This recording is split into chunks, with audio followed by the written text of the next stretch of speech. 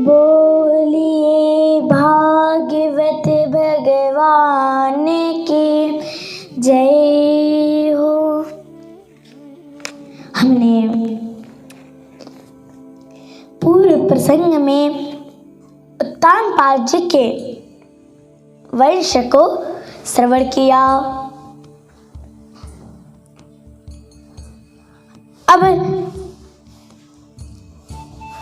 अब हम राजा प्रियव्रत के चरित्र को श्रवण करेंगे।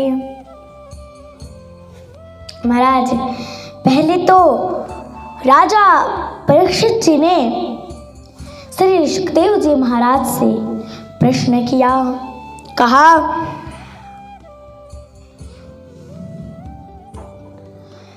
कि हे महाराज, हमें यह बताएं कि प्रियव्रत जी तो बड़े ज्ञानी थे, भगवान के परम भक्त थे, भगवान का नित्य भजन करना ही उनका काम था। तो वह गृहस्थ आश्रम में रहकर उनके भगवान में निश्चल भक्ति और मोक्ष कैसे हो पाया? ऐसे तो होता नहीं है। कृपया करके हमें यह बताएं।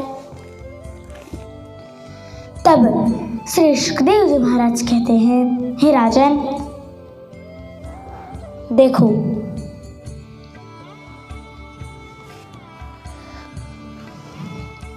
पहले राजा प्रियव्रत जो थे, प्रियव्रत जी महाराज, उन्होंने विवाह नहीं किया, राज्य का पालन भी नहीं किए। पिताजी बार बार समझाते थे, तब भी नहीं किए। क्यों? क्योंकि जो नारद जी हैं वो रोज आकर के उनको मधुर मधुर आध्यात्मिक ज्ञान का उपदेश किया करते थे,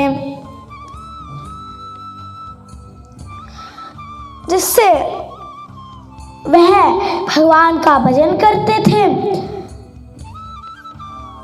और उनके ऊपर निश्चल भक्ति थी।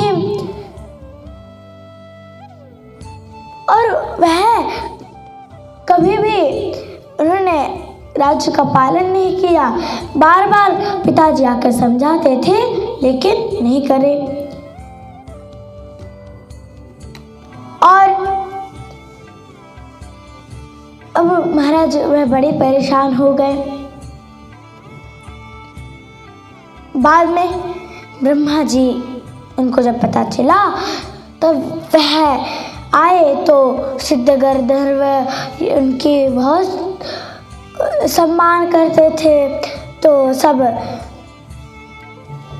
सबके पास जाकर फिर उसी कंदरा में पहुंच गए। कंदरा में जाकर वहां पहुंच गए। उसके पश्चात वह वहां आकर के ब्रह्मा जी उनको उपदेश देने लगे। कहने लगे, हे पुत्र, देखो,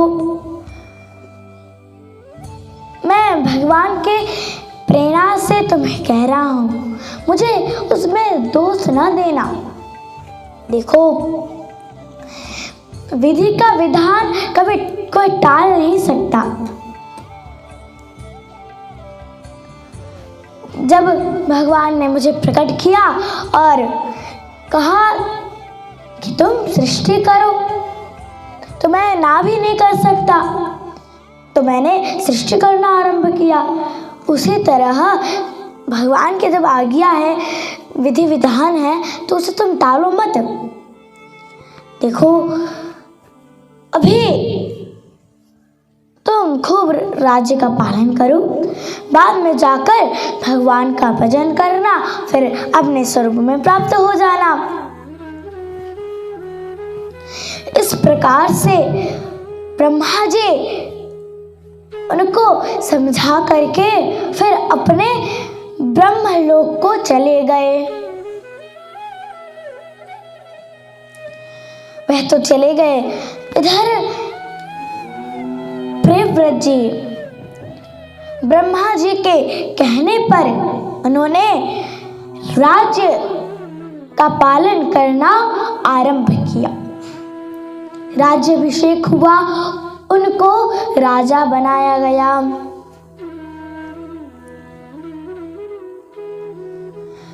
अब वह राजा बने। राज्य राजा का जैसा कर्तव्य होता है वैसा करने लगे। उसके पश्चात महाराज उनके 10 पुत्र महाराज होते हैं। उनमें से 3 पुत्र परमहंस हुए हैं। वह पुत्र कौन है? कवि, महावीर तथा सवन। यह तीनों परमहंस हुए हैं। वह जन्म से ही भगवान का भजन करना उन्होंने आरंभ किया। अब महाराज प्रियव्रत जी ने एक दिन सोचा, रात्रि होती है, सब लोग सो जाते हैं, सबसे बढ़िया यही है रात्रि ना हो, सुबह ही सुबह हो। यह सोचकर वह अपना दिव्य रथ लेके गए और 7 दिनों तक रात्रि हुई नहीं, सुबह सुबह होती रही। ये देखकर ब्रह्मा जी ने अपने मन में सोचा, ऐसा तो नहीं होना चाहिए। तो बोल के वह आए और बोले, हे वत्स, ऐसा मत करो, तो रात्रि होने दो ना, क्या हो रहा है। तो वह बोले ठीक है। बोल के उन्होंने जो 7 दिन तक जो रथ चलाए थे उससे 7 द्वीप तथा 7 समुद्र बने हैं। अब फिर आकर राज्य का पालन करने लगे आराम से। अब इनके महाराज कहते 10 पुत्र हुए थे और उनमें से जो सबसे ज्येष्ठ पुत्र थे उसका नाम आग्नेय था। महाराज आग्नेय का विवाह पूर्व चित्ते अप्सरा के साथ हुआ था। श्री राजा परीक्षित जी ने कहा, यह बात है तो कैसे विवाह हुआ, कृपया करके इसका वर्णन करें। तो बोले, एक समय वह महाराज एक समय वह भगवान का तपस्या कर रहे थे। तो इधर जो ब्रह्मलोक में नृत्य एक करने वाली एक सुंदर अप्सरा थी, उसका नाम पूर्वचित्ती था। उसे ब्रह्मा जी ने भेजा। वह गई सीधे आग्नेय के पास। बड़ी सुंदर महाराज, बड़ी सुंदर थी वह। उसके पैरों में घुंघरू, नाक में नथनी थी, बहुत सुंदर। और रुंझन रुंझन उसकी पायल बज रही थी। अब आवाज आ रही थी तो उनकी समाधि टूट पड़ी और थोड़ा हल्का अपने आंख खोल के देखा तो बड़ी सुंदर है भाई। अरे इससे विवाह कर लेते हैं, उन्होंने अपने मन में सोचा। उसके पास में गई और बोले, हे मित्र, तुम बड़ी सुंदर हो। क्या बात है?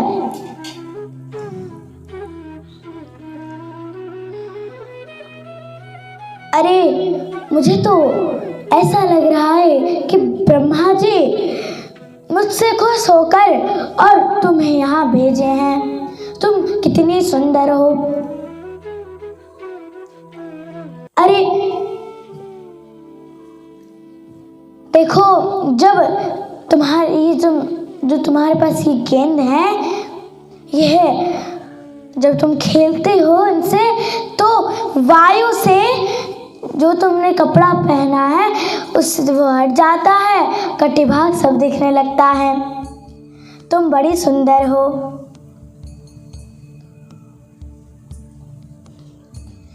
देखो तुम्हारे भौहें कितने सुंदर हैं। ऐसे वह बड़ा सुंदर सुंदर कहने लगे और वह अंतिम में बोले, देखो यही अच्छा रहेगा कि तुम मेरे साथ बैठ के तप करो, यही सही रहेगा। यह कहकर अब वह उसके साथ अब रहने लगी। वह अप्सरा उसके पश्चात उनके 9 पुत्र हुए और नाभि जो पुत्र थे वह सबसे बड़े पुत्र थे। उसका विवाह मेरु देवी के साथ में हुआ था। महाराज दोनों ने अपना समय अच्छी तरह बिताया, लेकिन उनका कोई पुत्र हुआ ही नहीं। बड़े चिंता में पड़ गए, अब क्या करें। तो उन्होंने यज्ञ करवाया और जिससे भगवान वहां प्रकट हुए और उन्होंने आशीर्वाद दिया कि तुम चिंता मत करो, मैं ही तुम्हारा पुत्र बनके आऊंगा मैं, ऐसे कहकर आशीर्वाद देकर वह चले गए।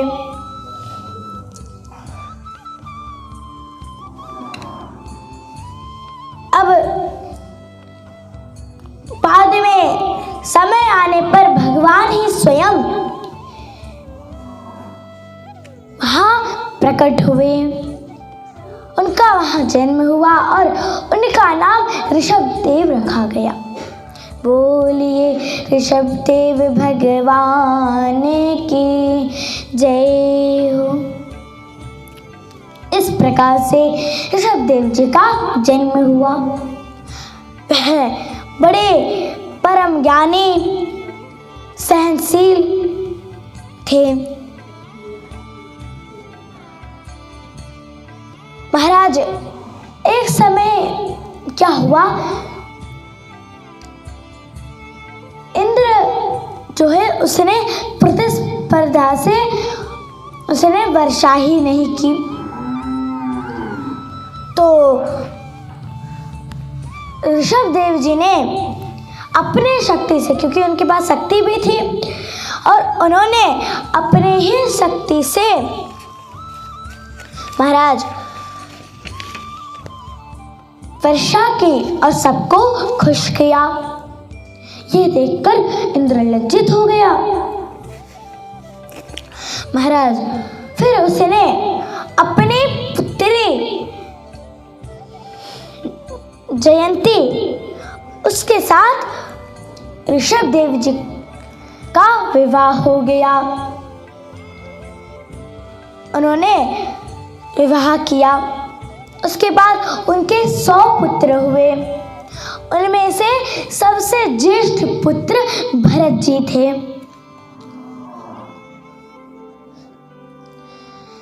समय आने पर फिर उन्होंने ऋषभदेव जी ने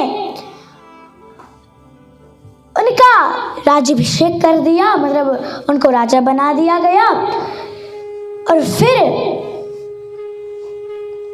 राजा बनाकर वह भी भगवान का भजन करने चल दिए। अब वह गए भगवान का बड़े प्रेम से, बड़े भाव से भगवान का भजन किया करते थे।